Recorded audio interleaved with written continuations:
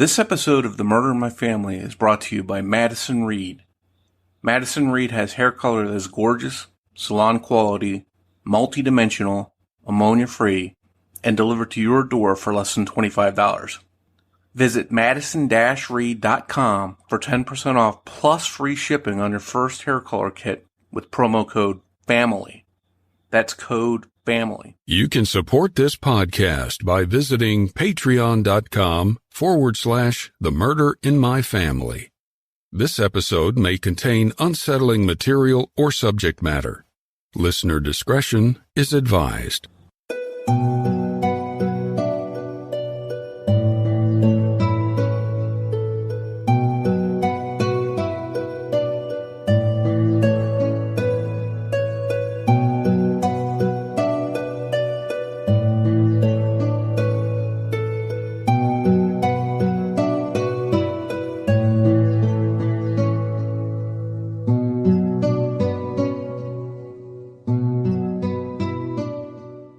In the early morning hours of May 16, 1985, just before 4 a.m., the body of a young woman was found in the 1300 block of Jefferson Street in Salt Lake City, Utah.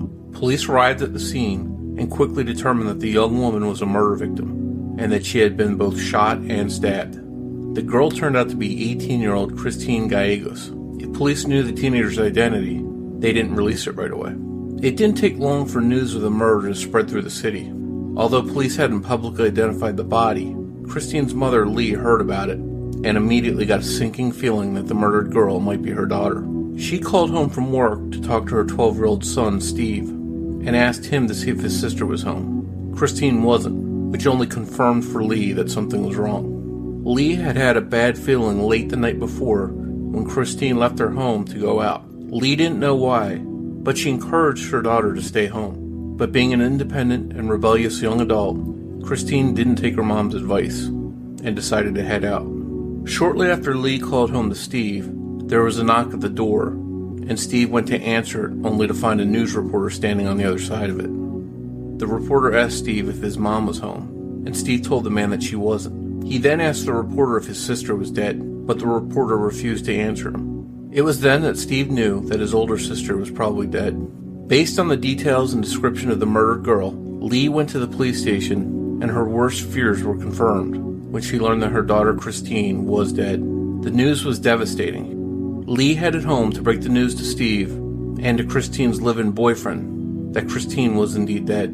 Police officially identified Christine as being the murder victim, and although they confirmed that she was both shot and stabbed, they wouldn't give any additional details about the injuries or the weapons used. As Christine's family was left to deal with her grief, police pressed on with their murder investigation. They couldn't find anybody with a clear-cut motive to kill Christine. Their investigation had revealed that although Christine was a bit of a partier, she hadn't really been in trouble. But one troubling detail did come to light, and that was that Christine may have been some sort of escort or exotic dancer. Police felt that this risky behavior may have put Christine in contact with dangerous types of people. But most alarming of all was that as police dug further, and Christine's case wasn't solved quickly, they discovered that Christine's murder may have been connected to other murders of young women in the area, and even possibly to a serial killer. 25-year-old Lisa Strong was murdered on a Salt Lake City street as she walked home from work in May of 1986. She had been shot to death. Carla Maxwell, age 20, was working at a 7-Eleven in Layton, Utah, when she was gunned down during a robbery. Police stated that there were reasons to think that the murders might be connected, but they didn't elaborate on why they suspected that. In July of 1986, police were trying to establish whether or not a 14-year-old girl named Tiffany Hamilton was a victim of the same killer. She had last been seen hitchhiking in the early morning hours of February 17, 1986. Her body was discovered 6 weeks later in a farm field. She had been stabbed over a dozen times. In November of 1986, police reported that they had finally gotten a good break when they announced that they were looking for a car that was reported by multiple people.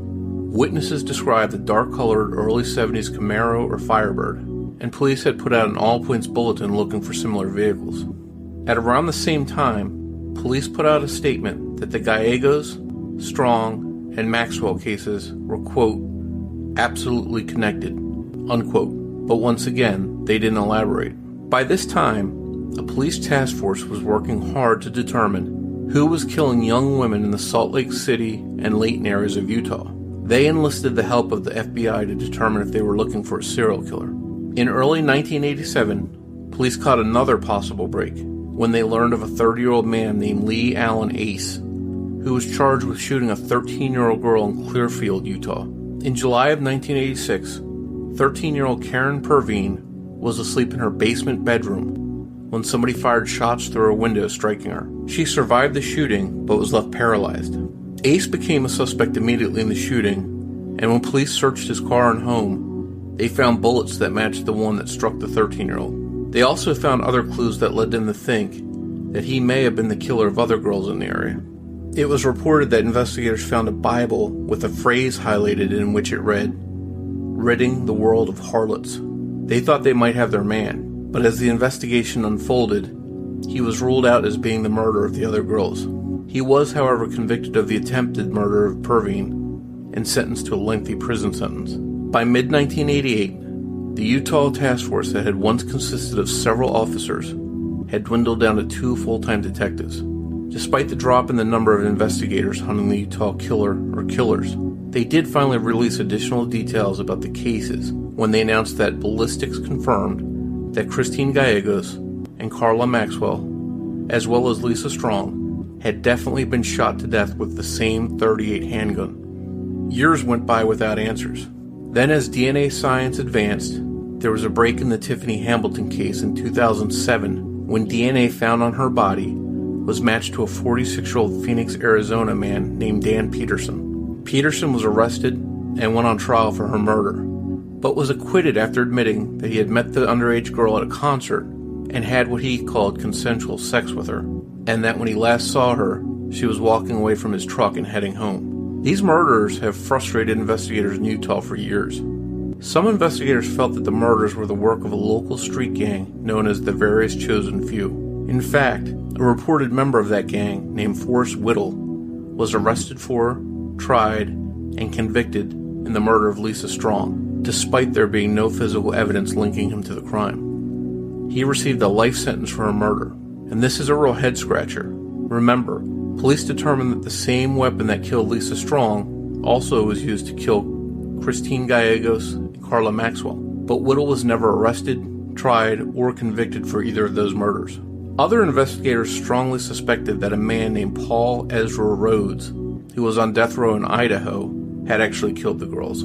Rhodes was a convicted serial killer who was put to death in 2011 for the murders of 3 young women in Idaho, but there were no clear connections between any of the Utah victims and Rhodes. Over 3 decades later, there's been no arrest for the murders of Christine Gallegos or Carla Maxwell, and their cases are cold. Despite the passage of time and the frustrating dead ends in these murders, Christine's brother Steve has decided to press on and try to get justice for her sister, and he joins me to discuss Christine's case and the aftermath of her murder right after this word from our sponsor.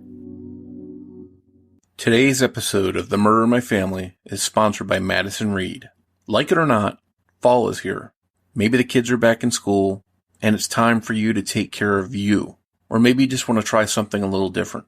That's where Madison Reed comes in. For decades, women have had 2 options when it came to coloring their hair. Outdated at-home hair color, or the time and expense of a salon. The future of at-home hair color is here with Madison Reed. Made in Italy and shipped directly to your door on your schedule, all for under $25. Madison Reed is reinventing hair color with the quality of salon color, the convenience and affordability of at-home hair color, and an ammonia-free formula made with ingredients you can feel good about. Join the hundreds of thousands of women who have tried and love Madison Reed. Find your perfect shade at madison-reed.com. And Madison Reed would like to honor listeners of The Murder in My Family with 10% off plus free shipping on their first color kit with the promo code FAMILY. That's promo code FAMILY. Be sure to visit madison-reed.com. And now back to the show. Thanks for having me. I'm glad to have you on to talk about it. Christine's case is well over 30 years old. And it's kind of funny or interesting, I guess you'd say, because I was so young when it happened. I was 12 years old, and it just turned everything in everybody's world upside down, of course, because it was me, my sister and my mom, and that's just how it was, forever. And then this happened. But after it happened, I really got into just, reading true crime books and, everything. It was just everything I did was true crime. And then as life kind of went on, not a day goes by that, of course, she doesn't enter my mind, but I just kind of didn't ever, we moved to Oregon, and then things just kind of fizzled out. And then for some reason, these last couple of years, the passion has just come back so strong. And then I started listening to podcasts. I got tired of listening to music, I guess. I started listening to podcasts, and I started with a few comedy ones that I ran across. It had to have been criminology, I bet. Okay. And then you said something about the murder of my family, just kind of a little blurb about it. Mm-hmm. And I thought, I think I'll go listen to that. And then I just, wait a minute. That's when I thought, So I've just really been passionate lately about getting this case out there. I think it was one of your, I don't remember which interview it was, but somebody said something about maybe you'd suggested a Facebook page to somebody, or I don't remember how it came about, but then that's when I thought, that's a good idea. I should put a Facebook page out there. And you and your family have been looking for answers for decades now. How tough has it been waiting and hoping all these years to get answers or to get justice? It's been real tough. There's been times over the years where something would come up, and of course, hopes would be brought up, and then it would just come crashing down, and nothing would come of it. And that's been pretty hard on not only myself, but really on my mom as well.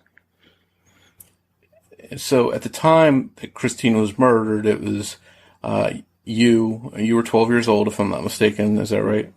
Yes, that's right. And then Christine was 18. And did you have any other brothers or sisters? No, it was just the two of us. Okay. And you lived with your mom, is that correct? Yes. So, and Christine being 18, she was still living at home though? She was, yes. She had a boyfriend, fiance that was living with us at the time, and he kind of really turned into like a big brother of mine. So, he was there also. So it was four of us in the house at the time. So it was sort of close knit, all of you in the same house, and, nothing, no problems, no relatives that were an issue in the house or anything like that. Right. Nothing like that at all. And how was your relationship with Christine? Did you have a close relationship? I know that at that age, you've got an 18-year-old girl and a 12-year-old boy. I just imagine some of the antics that might go on in that situation. But how close were the two of you? We were really close. We were raised together, and we were all we had growing up. But you're right. The age gap was, it was a pain for her, I guess. It was probably more painful for her than it was me, because of course, 12-year-old, a little brother wants to always be in your business and always be around. And that's what I did, is I always wanted to do whatever they were doing. So yeah, that's it. But we did have a very close relationship. And tell us a little bit about Christine, who she was as a person, what kind of person she was, what kind of stuff she was into. She was, of course, that was the 80s. And so she was very outgoing. She liked to, party, and she liked rock and roll and hanging out with her friends, and, going to the mall and going down to I guess you call it the main drag at the time, and hanging out with everybody that was down on State Street is what it was here. And just kind of like hanging, she liked that scene. It was the rock and roll good time scene. And yeah, so. Was she what you call a good girl, or do you think she was a little bit of a hellraiser, or was there any chance she was a sort of a troublemaker? What kind of person do you think you would classify her as how she was at the time of her death? I would classify her as she was on the hellraiser side, I would say. because it was a rowdy age. But so no, she definitely was not a good girl by any stretch. She liked to party and have fun, and so yeah, she was definitely with that crowd. But no serious trouble, nothing that would scream, hey, she's hanging around with these people and this happens to her and it's not surprising, nothing like that. No, nothing like that was evident at the time. But as we have learned, that is almost exactly what happened. Is she was with the wrong crowd, and knowing that now, it is no surprise. But unfortunately, we just don't know who those people are. And let me, if you can, take us back to that day when all this happened. Can you sort of walk us through the timeline as you know it for the day Christine was murdered? So, yeah, I can kind of go over a few things that I remember and kind of what I remember, how I remember it is she had left the night before. And I seem to remember it was against my mom's better judgment. My mom was trying to get her to not leave that night, saying, hey, I don't have a good feeling, stay home. My mom's always been that kind of person. She just had that gut feeling. And the next morning, because this would have been, probably, if I had to guess, 10 o'clock at night on May 15th when she had left. So May 16th, for whatever reason, I was not, I was still home. Mom called the house, and said, hey, go check and see if your sister's downstairs. So, yeah, she's down there. She's asleep. She says, well, you need to go check. Okay, so I go downstairs and check and come back to the phone and tell her, no, she's not home. And all I knew then is my mother said something to the effect of, well, they found a girl's body and it sounds like it could be her. And I'm okay. So I of course, hang the phone up and anxiously wait the news. Is it or isn't it? Hopefully it's not, of course, but anxiously waiting the news. And some time goes by and there's a knock on the door and it's a reporter. I don't remember if it was a newspaper reporter or if it was a television reporter, but it was a reporter at the door asking for my mom. And I said, no, she's not home. But was that my sister that was found? And he said, well, I can't answer that. I'm not going to, or however, I'll let your mom tell you that. And there was a baseball bat right there by the door. And I went after him with the baseball bat as a 12-year-old kid because, the shock of everything that just happened. That was confirmation to me, this guy on my doorstep, a reporter. So that's kind of how I remember that day going down. And then after that, just kind of everything became chaos as far as I remember. So your mom had gotten some kind of indication or had heard on the news or wherever that a body had been found. Yeah, there was a news story that was released that morning of an unidentified female. I think they said she was around the age of 15, and if had been found, but the description matched my sister. And mothers know. So she kind of had a feeling at that time. And was she panicking? Was she composed? How did your mom handle it while she was waiting to find out that news? That I don't know because she was at work and when she'd called me, and so I wasn't with her when she found out. I do know that she ended up at the police station, and because I've heard her say this before, talking to people. I remember her saying it at the time that when it was confirmed that it was my sister, she fell apart, and she said she never felt so alone because the detectives at the time had just walked out of the room and left her alone to compose herself. And she said, all I wanted was somebody to hug me. So yeah, I remember she was very alone and distraught when she did find out. Yeah, understandably so. And was your sister's boyfriend at home when news came out, or was he away from the house? If I remember, he was actually, I believe he was at the house, asleep when I went down and looked, and he was asleep alone in the bedroom. So, and that was the bad part, is that, I remember he took it very hard. So, she's 18 years old. It seems kind of young to have some hardcore enemies that would want to go out of their way to kill her, to hurt her. Is there any kind of indication that somebody might have wanted to hurt her? Did you ever know of any threats or any kind of enemies that she might have had? No, not that I had known of. There was, I know that it's come out after the fact, and I didn't find out until probably 10 years ago, that she was actually working as an escort, not like dancing at parties and stuff, her and some friends of hers. And so that's kind of the path that I started kind of taking when looking into possible who did this kind of thing. At first it was said there was a street gang involved, but I don't know anything about that or who they were, supposedly. And then just, like I said, about 10 years ago, Salt Lake City police officer came and visited with me for a short time at work, and it was a female detective. I couldn't tell you who she was. I don't remember, because, like I said, the visits from the police are few and far between at this point because it's so old. But they mentioned to me that there was some dancing at parties as an escort that she'd been doing.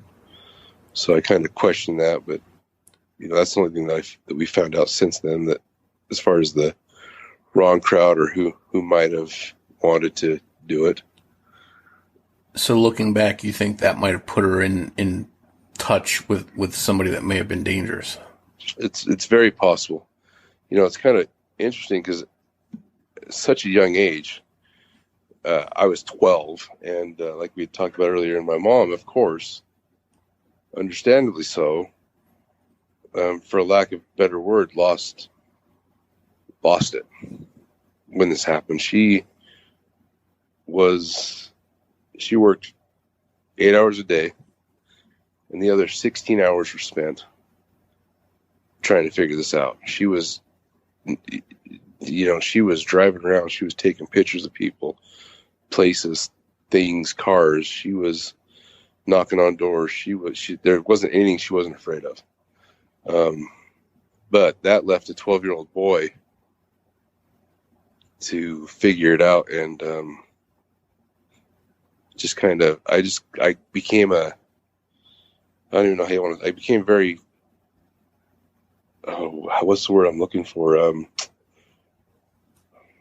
I just became very free, and I didn't care. So I didn't care what happened. So I would do anything. I would go anywhere. And I just started running pretty much with the same crowd she ran with, which is kind of interesting because looking back on it now, I can think of times where I was probably in the presence of the people that did this to her, didn't know it. So inadvertently, because she's dealing with her pain and trying to see if she can help figure out what happened to Christine, it left you sort of alone to fend for yourself. Correct. And I would kind of hang out with some of her friends who were, of course, quite a bit older, but I would end up at warehouse parties, where they'd have parties in warehouses. And then there was down on the main drag down in downtown Salt Lake City, there were little clubs where the rock and roll crowd would gather, and listen to live music and party and plan after parties and that kind of thing. And that was the same people those were the same places and people that she was running with before she was murdered. I was too young for that crowd, but I found myself right in the middle of them. But I also found myself protected by a lot of these people at the same time, if that makes any sense. These people took me in as here I am, just a kid, I'm not going home at night. So I'm staying with a lot of these, I don't want to call them friends of hers, but a lot of these acquaintances that I'm meeting. And it's interesting. I don't know if you've had a chance to look into any of the material any of this case much, but there was a store clerk that was murdered in Layton, and they matched the gun to the same gun that had killed Chris. And I don't want to give the wrong name, so I won't say the name right now of the clerk, because I don't remember which one it was, because there's a few girls that are tied to this.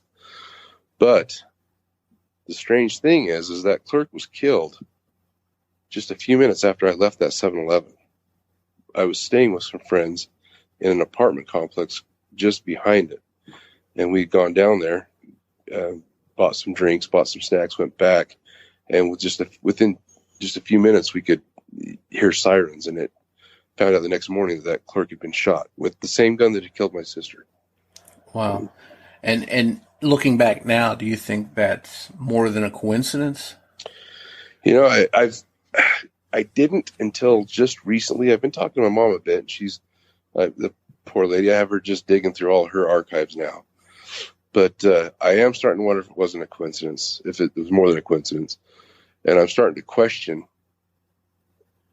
if it could have been somebody that was in our group of people. Yeah, I'm racking my brain trying to figure out if it, was there somebody that was in that apartment that night that just kind of disappeared and then we didn't see again? Or but I can't remember anything like that. Nothing strikes me as that happening, but it is kind of odd. And Christine wasn't just shot or stabbed, she was shot and stabbed, which seems excessive. Yes. And police haven't released all the details about the number of shots or stabs or what areas of the body they were to. What did the police discuss with you early on? Did they discuss any theories or what their plan was to try and find the killer?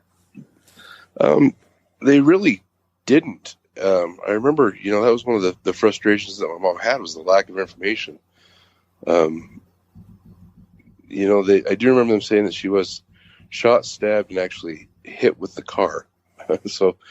But they never really presented a theory. I did have one of them, because I remember when I told you about that female detective coming to me at the same time, and she was a police officer with Salt Lake City. At that time, another private investigator, and I wish I could remember his name, had also contacted me almost the exact same time.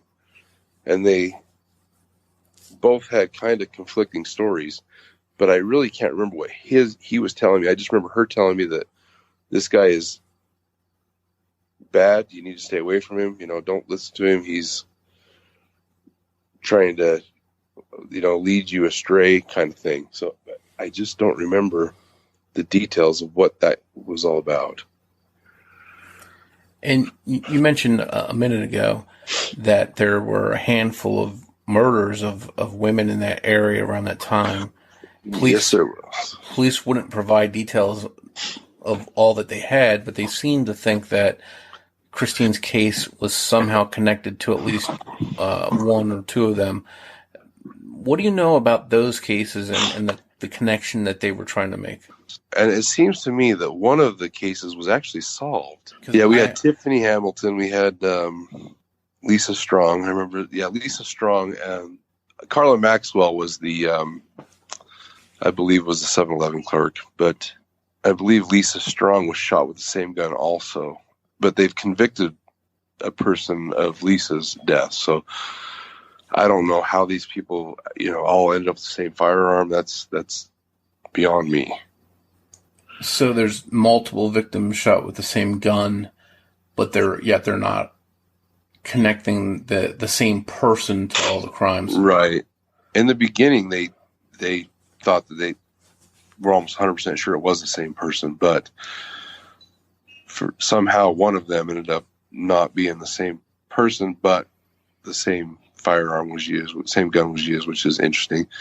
There was a case that I recently found out. Now, one of her best friends was name was Dee Dee Prince, and she that was her maiden name. I can't remember her married name, but Dee Dee was murdered also, and that's a cold case here as well.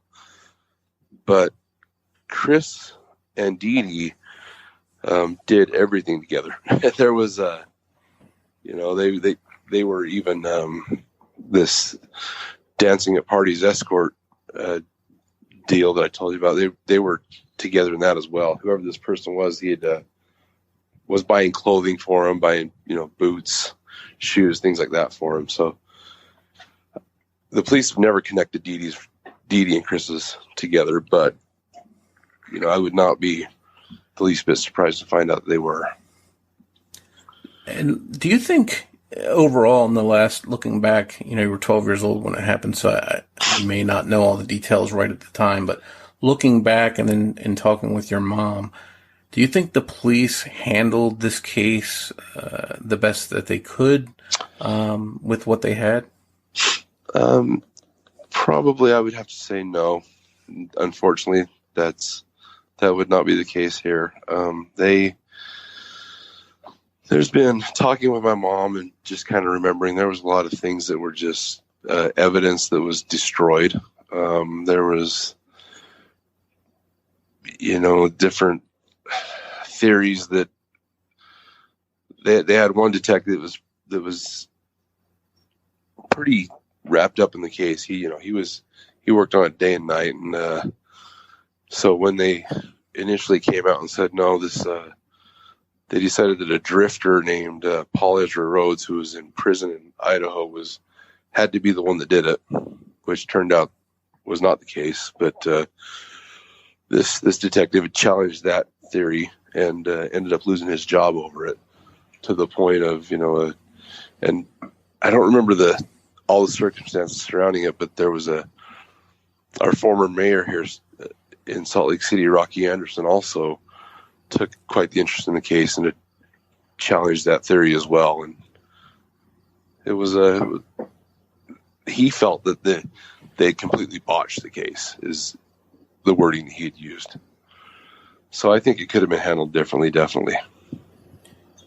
And police continue to say, and if I'm not mistaken, up until now even, that there is some evidence in Christine's case that could one day lead to the identity of the killer. Do you have any idea of what that is, or if there's any kind of DNA evidence that they have?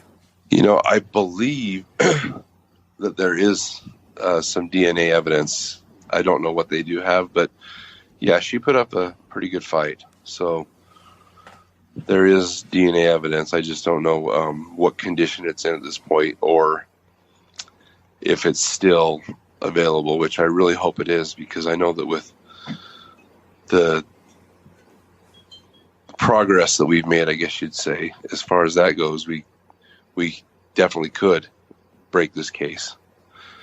Yeah. There's a private investigator here in Salt Lake City that I didn't even know existed until I saw a news story that it was Cold Case Month. August, they were calling Cold Case Month, and his name came to the surface. His firm came to the surface, and I sent him just a little shout out. Hey, you want a cold case? Here's one for you. And he contacted me back and said, funny you should say that, because my partner's actually been working on that case. And he feels that this is a perfect case for DNA testing, as far as matching it up against family members and things like that. That's encouraging, and hopefully the DNA that they have is in good shape and well preserved, and there's enough of it to do some kind of testing with. Definitely. The mid 80s was a time for there seemed to be just a lot of homicides back at around the same time she did. Hers was done, and it seems like it was seems like Salt Lake was just plagued with them. So who knows what we'll find out when they start running these tests, if they can. Well, it's encouraging to see how many old cases are getting solved. It seems like in the news every week there's a case. So hopefully that gives you some kind of encouragement that you'll get an answer one day. And like a lot of family members that I've talked to, you yourself are sort of playing an armchair detective, trying to, keep the case out there and try and cobble together what you can about the case. And you started a Facebook page. Tell us a little bit about starting your Facebook page and how that's been so far for you. It's, I did. I started it because I kind of wanted to let people here in our area know that this is not, the case is cold, but it's not dead.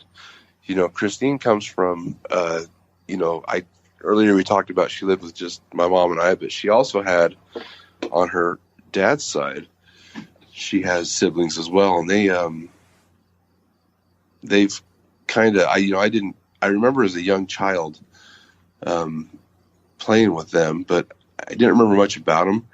And they've contacted me over the last couple of years. She's had a sister Angie and they've contacted me. And so the Facebook page, I put that out there and invited them to become friends or to like the page so we could kind of all stay in contact and try to get the word out, I guess you'd say. So that's mainly the main reason for the Facebook page, is to just get the word out, let people know it's still, the case is still there, and any information that they have could be helpful, or if they remember anything, I don't even care what it is, just as if they think it's insignificant, still let's look at it and see, because anything can be helpful at this point, as you know. And what's the name of the Facebook page? It is, so I put it on there as SLCPD Cold Case 1985-42406. And it's kind of it's exactly what it is. We post things on there about Jensen Cold Cases, which is the private investigation firm that I'd mentioned. And I like to post things about different podcasts for people to listen to, because it's a cold case Facebook page, and that's kind of what we want to focus on, is cold cases. And hopefully people in your area will get on that Facebook page and share it, because that's might get in front of the right person, and they might have some information even after all this time. So I hope that there's any listeners out in that area or anywhere that's listening in the country, if they'll come forward and check out that page, or share any information, or just share the case in general, just to keep the word out for it.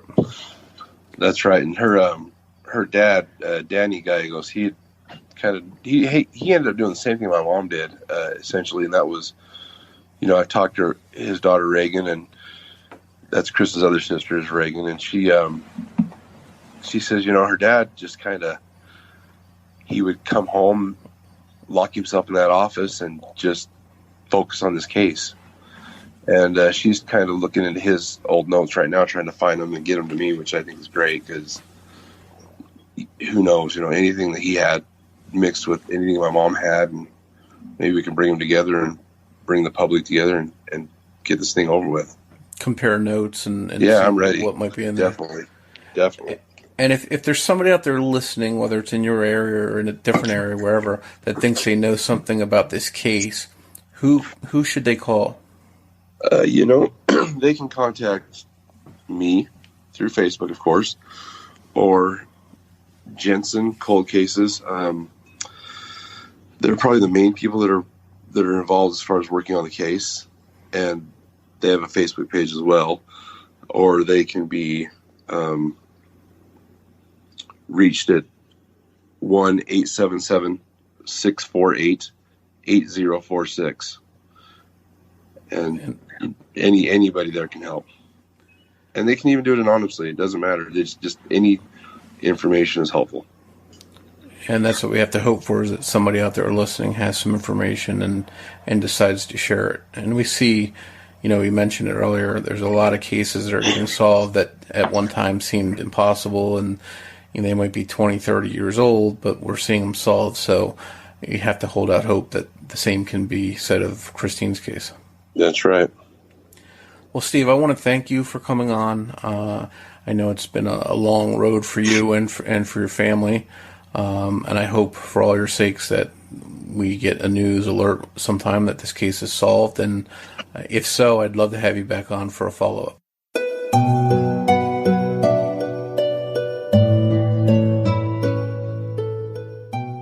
Thank you for joining me for this episode of The Murder in My Family. If you enjoyed this podcast, please take a moment to rate and review it on Apple Podcast or wherever you listen to podcasts so that the show can continue to reach new listeners. To learn more about the show or the cases we discuss, please visit themurderinmyfamily.com. You can also find us on Twitter with the handle @murderinmyfam or by searching for the Murder in My Family podcast on Facebook.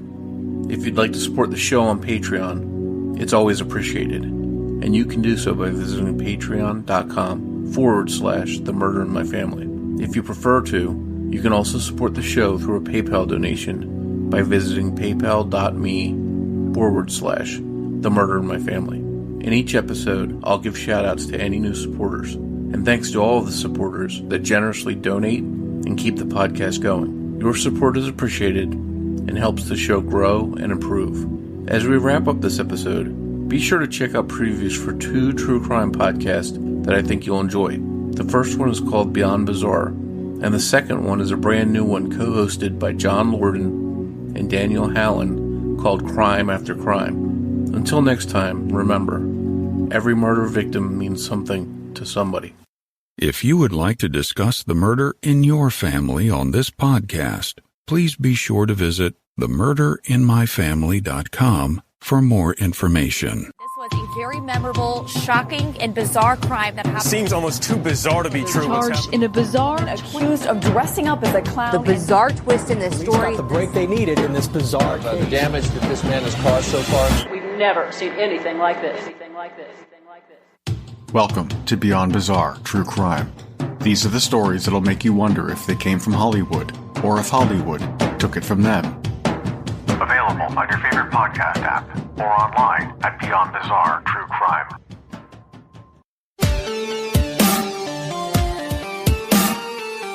I'm John Lorden. And I'm Danielle Hallen. We're here to tell you about our new podcast, Crime After Crime. John and I started by reviewing true crime cases on our YouTube channels and are using our experience from there to come together and go head-to-head on Crime After Crime. Each episode is based on a specific topic. Danielle and I research our cases individually, present them to you, and let you choose who the episode's winner is. Every episode, you will hear not one, but 2 true crime stories, one after the other, or a crime after crime. Upcoming topics include the sleepwalking defense, best heist costume, and craziest getaway. Right now, you can listen to our premiere episode, Most Bizarre Weapon, and hear the story of a breakup that resulted in a weaponized pair of wasabi pants, and the story of a convenience store robber armed with a pair of hot dog tongs. If you prefer to not only listen, but would like to see as well, we also have a YouTube version of every episode available.